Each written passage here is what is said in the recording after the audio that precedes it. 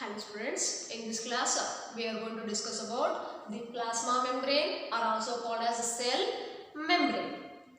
See, the detailed structure of the plasma membrane, it is studied only after the discovery of electron microscope.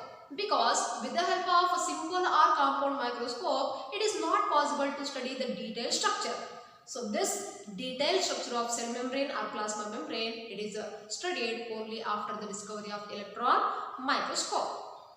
And this plasma membrane, when you look at the plant cell or animal cell, so in case of a plant cell, the outermost boundary will be the cell wall. Then inner to cell wall, you can find the presence of cell membrane or plasma membrane. So this plasma membrane, it is actually a thin and delicate membrane which is present just below the cell wall in case of plant cell. So in plant cell, the plasma membrane, it is present just below the cell wall. Whereas in case of animal cell, it forms the outermost boundary of the animal cell. Because in animal cell, the cell wall is absent, that's why the cell membrane is the outermost boundary in animal cell, but in plant cell, it is present just below the cell wall. Then, the term plasma membrane was given by Kramer and Nageli in the year 1855. The term plasma membrane, I told you cell membrane can also be called as plasma membrane. So the term plasma membrane was given by Kramer and Nageli in the year 1855.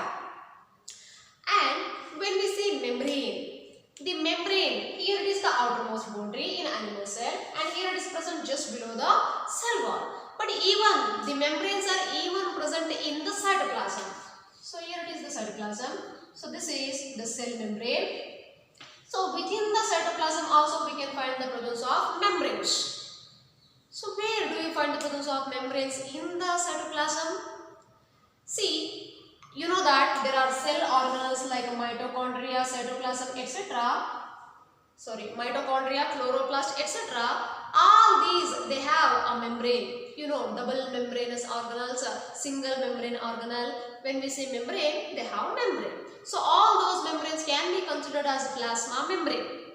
The membrane, whether it is external or internal, it can be considered as a plasma membrane. But we use the term cell membrane, it is only for the outermost boundary of the cell or it is present just below the cell wall in case of plant cell. So cell membrane, it is a membrane for only cell. And this mitochondria also having a membrane that can be called as a plasma membrane but cannot be called as a cell membrane. Try to understand, wherever we say membrane, it is a plasma membrane. But cell membrane is the only membrane for this cell. And when we observe the chemical composition of the plasma membrane, so chemically the plasma membrane is made up of phospholipids. And the chemical analysis of human RBC revealed the presence of proteins and carbohydrates along with phospholipids. Generally, first they discovered that the plasma membrane is mainly made up of phospholipids.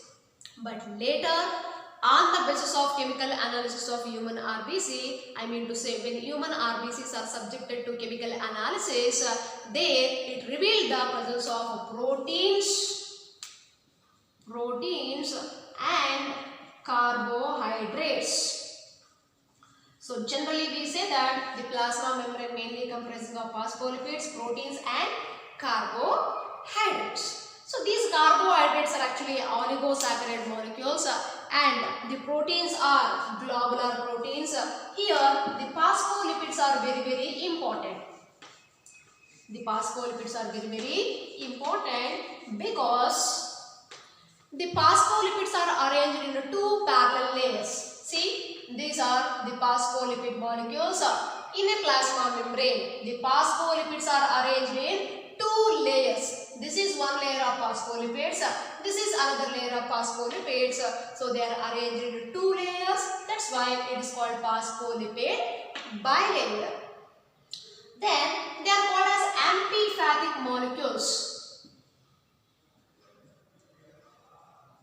the phospholipids are amphipathic molecules. Amphipathic in the sense they contain two ends. When we take one single phospholipid molecule, it contains two ends. So this is a polar end and this is non-polar end. The polar end is called as hydrophilic. The polar region is hydrophilic, whereas the non-polar region is hydrophobic. The terms are very important. It is hydrophilic and hydrophobic. So what is hydrophilic? Hydrophilic in the sense water loving, and hydrophobic means water repelling. Try to understand. Here the phospholipid molecules are amphipathic. Amphipathic means which contain two ends, a polar end and a non-polar end. The polar end is hydrophilic because it will allow the water molecules. That's why it is called as water loving. But the non-polar region, it will not allow the water molecules. It will repel the water molecules. That's why it is hydrophobic. Hydrophobic means water repelling. And this the polar region is called as a head and the non-polar region is called as a tail. Because the polar region appears like a head, that's why it is called as a polar head. And the non-polar region comprises of two fatty acid chains. These two are the fatty acid chains and it is called as a tail. It is called tail, and you can observe in this phospholipid bilayer, the ends are facing towards outside and tails are facing each other. So that this arrangement is very important. So that is about phospholipids, proteins and carbohydrates. Here, in order to explain the detailed structure of the plasma membrane, three models have been discovered. So the first one is called as a sandwich model. Second one is called as a Robertson model or unit membrane model, and third one is called as a fluid mosaic model. So this fluid mosaic model, it is a widely accepted model and it is very important for your examination purpose. That's why now we will discuss in detail about the fluid mosaic model. You will come to know why it is called as a fluid mosaic model. So it is a widely accepted model and this was proposed by two scientists named S.J. Singer and G.L. Nicholson. The fluid mosaic model was proposed by S.J. Singer and G.L. Nicholson in the year 1972. And according to fluid mosaic model, the plasma membrane is made up of three components. One is phospholipids. As you know, it is made up of phospholipids. Second one, proteins. Third one, carbohydrates. According to fluid mosaic model, the plasma membrane is made up of three components: phospholipids, proteins and carbohydrates. We need to discuss all these three. Later you will come to know why it is called fluid mosaic model. So when we observe the phospholipids, already you know that the phospholipid molecules are arranged into two parallel layers like phospholipid bilayer. And the phospholipid molecules are amphipathic molecules because they contain both polar and non-polar region. The polar ends, they are hydrophilic ends, and non-polar region is called as hydrophobic tail. So these hydrophilic ends are facing towards outer side. So this is outer side and this is outer side. The hydrophilic ends are always facing towards outer side, and the hydrophobic tails are facing towards inner side. Generally we can say that the ends are away from each other, whereas the tails are facing each other. So this is very important. Phospholipid molecules are amphipathic in nature and they are arranged into two parallel layers where the hydrophilic ends facing outside and hydrophobic tails are facing inwards. That is about phospholipids. Then proteins. Here the membrane proteins, they are either embedded, they are usually present here and there in the phospholipid bilayer. So in this phospholipid bilayer, the proteins are embedded here and there. So these can be of two types, extrinsic proteins and intrinsic proteins. Intrinsic proteins are also called as integral proteins and extrinsic proteins are also called as peripheral proteins. See, the proteins, as I said, they may be completely buried like this or they may be present only on the outer surface. Generally, we can say that the proteins, they are either present within the phospholipid bilayer or present on the surface of phospholipid bilayer. And this is like the arrangement of proteins and lipids. It is like the protein icebergs in the sea of lipids. The lipids are in fluid nature, that's why the lipids are compared to sea. And the proteins are present here and there and they are compared to icebergs, as the icebergs will be floating in the sea or ocean. Similarly, the proteins are like icebergs which are present in the sea of lipids. And the extrinsic proteins, they are only present on the outer surface of the phospholipid bilayer. Whereas the intrinsic proteins, they are either partially or completely buried in the phospholipid bilayer. You can see here it is not completely buried, so here it is called as a partially buried intrinsic protein, and this one it is a completely buried intrinsic protein. So along the length of the plasma membrane, you can find the presence of proteins. So such proteins are completely buried or completely embedded intrinsic proteins. Then the third one is called as carbohydrates. So carbohydrates, you can see these are the carbohydrates. They are oligosaccharide molecules. They are oligosaccharide molecules. You know what are oligosaccharides? That all you studied in the biomolecules chapter. So carbohydrates are oligosaccharide molecules and they are present only on the outer side. You cannot find such type of carbohydrates anywhere within the phospholipid bilayer. They are only present on the outer side. And they may be branched or unbranched. So the carbohydrate molecules, they may be branched like this or they may be unbranched also. And these carbohydrates, they are either attached to proteins or attached to lipids. Just look at the diagram. These are the proteins and these are the lipids. So here one carbohydrate is attached to protein. Here one carbohydrate is attached to lipid. If a carbohydrate attached to protein, it is called as glycoprotein. If a carbohydrate attached to lipid, then it is called as a glycolipid. Generally, the carbohydrates are either attached to protein or lipid to form glycoprotein and glycolipid. So this is about the phospholipids, proteins and carbohydrates. And according to fluid mosaic model, I told you the phospholipids have the fluid nature. Why the name given fluid? Because the phospholipids have the fluid nature. Because of the fluid nature of the phospholipids, they will enable the lateral movement of proteins. So all these proteins, they can able to move laterally like this. They will be moving. So now the proteins are here. Later they can move there. So that is called as lateral movement. Why the proteins can able to move laterally? Because of the fluid nature of these phospholipids. So the fluid nature of phospholipids, it will enable the lateral movement of proteins. And the arrangement of proteins and lipids, it is not uniform. Can you see only lipids one side and only proteins one side? So they are arranged irregularly here and there. That pattern is called as mosaic pattern.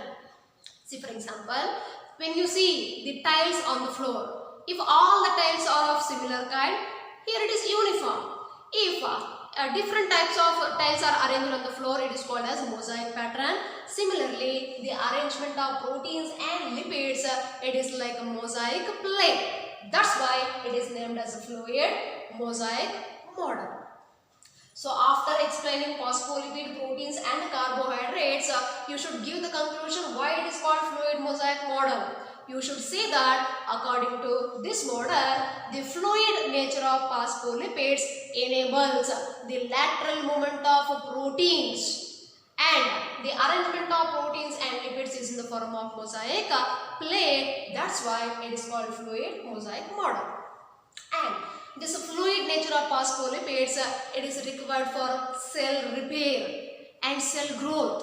For example, if any cut occurs on our hand, so initially bleeding occurs, later that cut, it will be repaired. So that repair mechanism will be done by this fluid nature of the phospholipid, and later whatever the cells which are damaged, they get repaired, and those cells can able to grow later.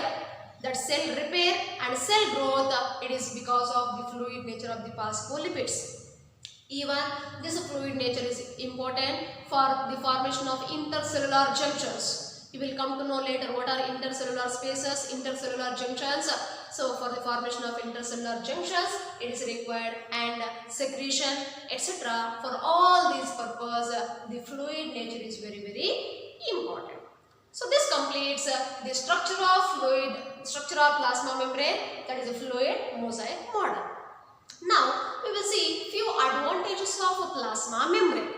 Yeah, what are the advantages of a plasma membrane? The first and foremost advantage is that the plasma membrane, it helps in transport of materials across it. So this is the animal cell and this is the plasma membrane. So this plasma membrane, it helps in transport of materials across it, from outward to inward and from inward to outward. It helps in transport of materials. So with the help of plasma membrane, the molecules or materials will be transported. Then the second advantage is that it acts as a semi-permeable membrane. Not semi-permeable, this plasma membrane, it always selectively permeable membrane. Selectively permeable membrane. So what do you mean by selectively permeable? Only selected molecules are allowed to enter. For example, here there is calcium, chlorine, etc. Here there is sodium, magnesium, etc. For example, this plasma membrane, if the cell requires magnesium, it allows only magnesium but not sodium, because sodium is not required by the cell. Likewise, whatever the molecules which are required by the cell, only such selected molecules are allowed to enter into the cell. That is the very important function of the plasma membrane. Plasma membrane is always selectively permeable because it allows only selected molecules to enter. That is the second advantage. And the third advantage is that, it helps in absorption of ions and molecules. The plasma membrane, it helps in absorption of ions like calcium, chlorine, magnesium, etc. and some other molecules by two types of absorption. One is called passive absorption, other one is active absorption. So plasma membrane helps in absorption of ions and molecules either by passive transport or active transport. We can say transport or absorption. Active absorption and passive absorption. So what is this active and passive absorption? We'll take a simple example to understand what is passive and what is active. For example, just you take a beaker, you add some water to this beaker, and we place one cell in that beaker, and this beaker containing water. So in water, the concentration is high. And in this cell, the concentration is less. Try to understand. We have placed a cell having lower concentration in a beaker containing water with a higher concentration. So in this situation, the molecules are moving from higher concentration. Here in water, concentration is high. The molecules are moving from higher concentration to lower concentration. Like for example, if you place the dry grapes in water, the water will be absorbed by the grapes and grapes will become swollen. So that is how here from the molecules are moving from higher concentration to lower concentration without using energy. They do not require any energy because they are freely moving from higher concentration to lower concentration. That is called passive absorption. The molecules are freely moving from higher concentration to lower concentration without using energy is called passive absorption. Then active absorption. So here active absorption in the sense, again we take the same example. So here